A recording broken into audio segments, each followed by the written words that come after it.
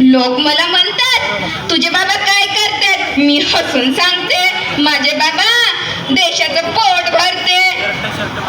आमच्याकडे एसीबीसी नाही हो, ऊन आहे. या कधी आस्वाद घ्यायला उन्हाचा. मोबाईलला नेटवर्क जरी नसलं ना तरी कष्टांना मात्र फुल सिग्नल आहे. पण हे शेतकरी मात्र, हे लोक मात्र आमच्या शेतकऱ्यासोबत भावबाजी करतात. तुम्हाला एक प्रश्न विचारते बरं का, त्याचं उत्तर द्या तुम्ही. तुम्ही असं कधी ऐकलंय का हो, हे लोक कमी किमतीमध्ये एखादी वस्तू घरी आणली आहे म्हणून मॉल मधून ऐकलंय का? याचं उत्तर तुमचं नाहीच आहे ना. तर मग माझ्या शेतकऱ्यासोबतच असं तुम्ही का भावबाजी करतात? भावबाजी केली तरी मूठभर तर जास्तच देते ना तुम्हाला.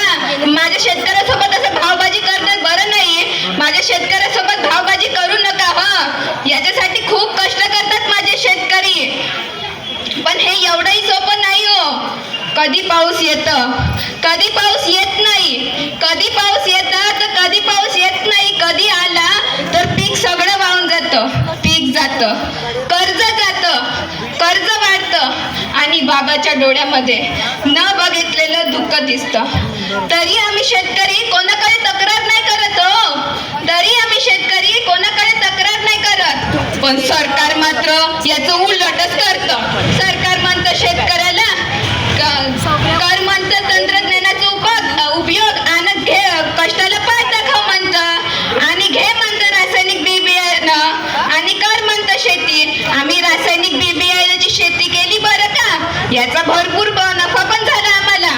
कालांतराने आम्हाला त्या पिकावर रोग आले आणि पडलो आम्ही कर्जबाजारी. तरी सुद्धा आम्ही हार नाही मानली. सरकारला माझं एवढंच सांगणं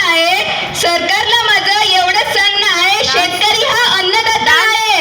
त्याला मदत नको हो, मान द्या मान. त्याला मदत नको, मान द्या.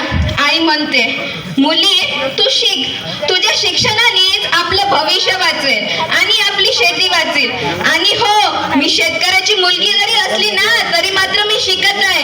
एक दिवस अशी बनेल ना, या शेतकऱ्याला भीक नको, एक दिवस या शेतकऱ्याला मान सन्मान मिळवून देऊ. कारण शेतकरी मजबूत तर देश मजबूत. जाता जाता मी 2 शब्द